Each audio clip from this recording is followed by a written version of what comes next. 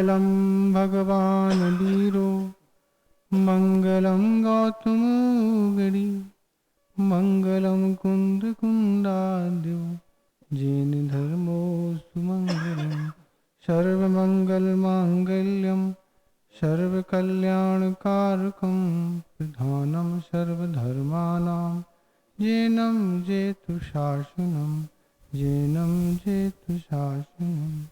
देवादिदेव 1008 श्री आदिनाथ भगवान की, परम पूज्य आचार्य गुरुदेव श्री विद्यासागर महाराज की, आचार्य समर सागर महाराज की, मुनि श्री विमल महाराज की, 3 कम की।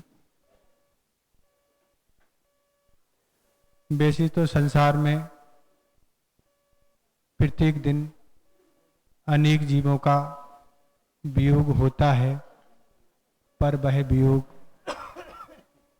हमारे लिए ज्यादा दुख का कारण नहीं होता है। पर गुरुदेव का जब वियोग हुआ है तो इसमें व्यक्ति नहीं, घर नहीं, समाज नहीं, नगर नहीं, भारत नहीं, विदेश के लोग भी दुखित हैं।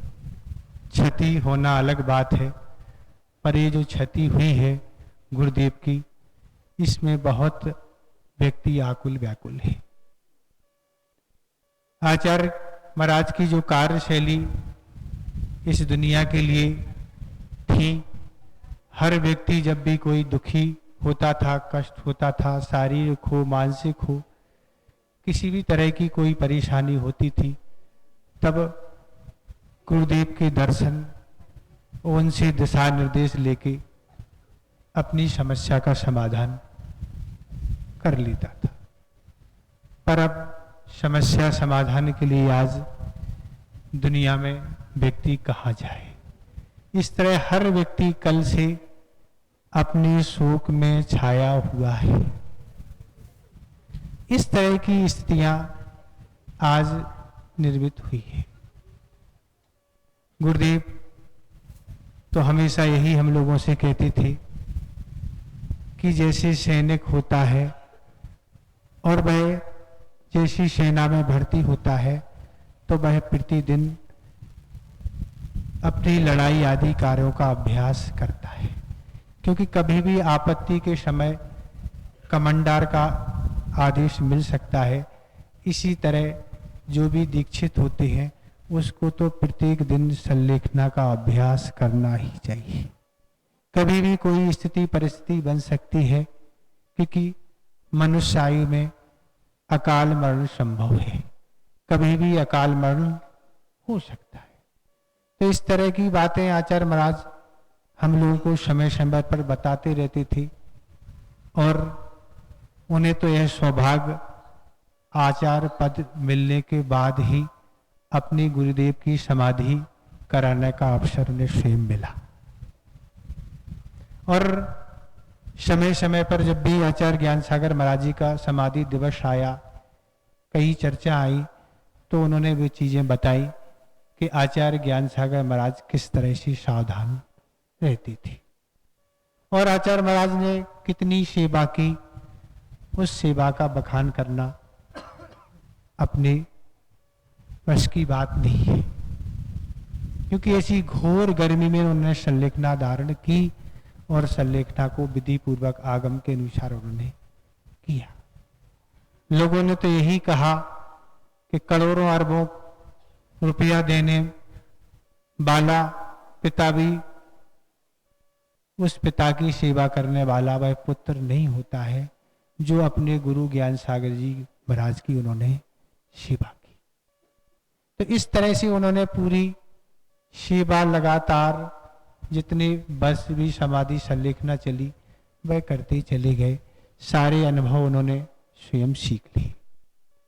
किसी शिष्य ने एक बार कहा, जब आचार्य महाराज का बुंदेलखंड आना हुआ, कि आपने तो अच्छे से अपने गुरु की संलेखना करा दी। तब गुरुदेव ने यही कहा, हमने गुरुदेव की संलेखना नहीं कराई, हमने तो संलेखना करना सीख लिया। हम कौन होते उनकी संलेखना कराने वाले? तो ऐसे आचार्य महाराज थे जिनके अंदर मान गर्व तो किसी तरह का था ही नहीं कि हम कोई ज्ञान सागर महाराज की शल्लेख न करा रहे। वह तो हमेशा जागृत रहने वाले हमारे गुरुदेव थे। तो ऐसा अवसर अपने गुरुदेव की शल्लेखना कराने का अवसर आचार्य महाराज को स्वयं प्राप्त हुआ और पूरी हर तरह से उन्होंने सेवा की। गर्मी का समय था। आचार्य महाराज बताते थे कि राजस्थान की गर्मी ऐसी थी कि 8 बजे सुबह जैसे सिगड़ी में अग्नि की गर्माहट रहती है, वैसी वहां की दीवारें गर्म हो जाया करती थी। इस तरह की वहां स्थिति थी। 10-15 मिनट में मैं आहार करके आ जाता था। ऐसा ना हो जाए कि हमारे अभाव में भी उनकी समाधि हो जाए।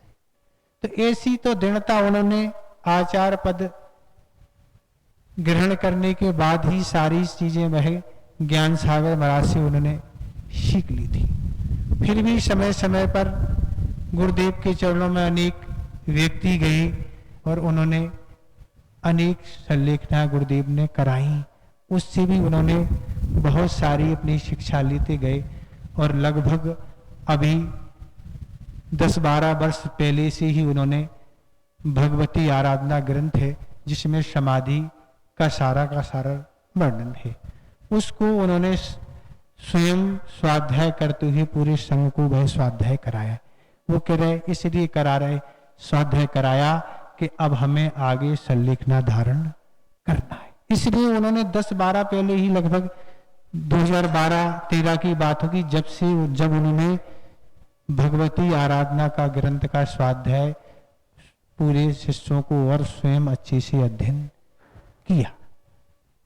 और उसके बाद फिर वह अभी लगभग 5-6 वर्ष पहले कह रहे थे जबलपुर में जब थे कि अब तो संघ हमें छोटा करना है, अब तो हमें 3-4 ही बस रखना है। और जाके उन्होंने इंदौर में सारे संघ को अलग अलग रूप में करके अपना संघ छोटा कर दिया था। तो इस तरह की उनकी सारी प्लानिंग विधिवत पहले से ही चल रही थी। दूध का भी उन्होंने बहुत पहले लगभग 2015 में लगभग कर दिया, 15-16 में दूध का भी उन्होंने त्याग कर दिया। और वैसे ही उनकी चर्या आहार चर्या बहुत सिंपल थी, ज्यादा कुछ ऐसा कुछ लेते ही नहीं थे, उसमें भी घटाती गई।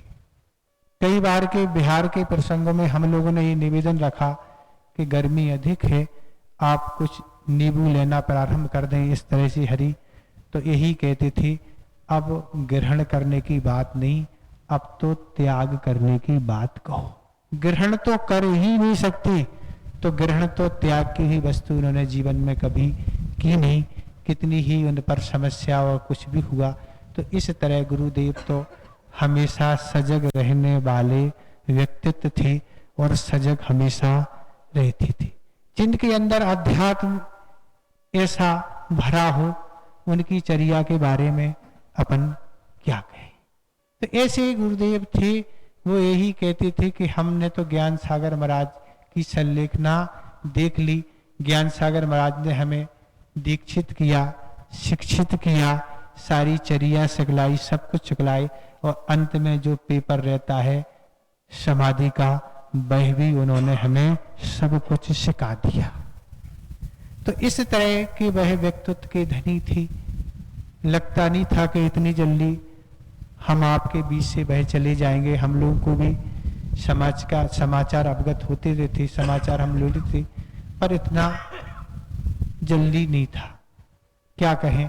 तो इस तरह के वह जैन नहीं, अजैन आदि सारे व्यक्ति उनसे प्रभावित होके इस धर्म को अंगीकार जिन्होंने कर लिया था, और अनुयायी थे, समय समय पर जाके दर्शन करती थी। ऐसे वह गुरुदेव थे। और एक बार उन्होंने ज्ञान सागर महाराज की समाधि दिवस पर यही कहा था कि ज्ञान सागर महाराज की भली काया नहीं है, पर उनके द्वारा जो हमें मंत्र दिए गए हैं वह आज भी जीवित है। अर्थात ज्ञान सागर महाराज तो चले गए, उनकी काया नहीं है, पर उनने हमें जो कुछ सिखलाया है चर्या और ज्ञान आदि, वह आज भी हमारे अंदर विद्यमान है, हम उस चर्या को आज भी पालन कर रहे हैं, उनके बताए हुए सूत्रों पर हम आज चल रहे हैं। तो इसी तरह तो आचार्य महाराज का आज अभाव हो गया, पर हम सबका दायित्व ही है, हमने उनके बीच रह के जो कुछ सब सीखा है उसको हम निरंतर उपकार के रूप में करते हुए, स्मरण करते हुए और अपने जीवन को अच्छा बनाने का प्रयास करें कि ऐसे बहते। तो इस तरह ज़्यादा कुछ नहीं कहना है, बस हमारी तो यही भावना है कि आप भी इस धर्म को बढ़ की ओर बढ़ते चले जाएं। विदेश में भी यही चर्चाएं होती थी कि हम जैन धर्म को तो नहीं समझते, पर हम इतना जरूर समझते हैं कि जिसके अनुयायी, जिसके चलाने वाले ऐसे उपासक आचार्य विद्यासागर हैं, हमने उनका जरूर नाम सुना है।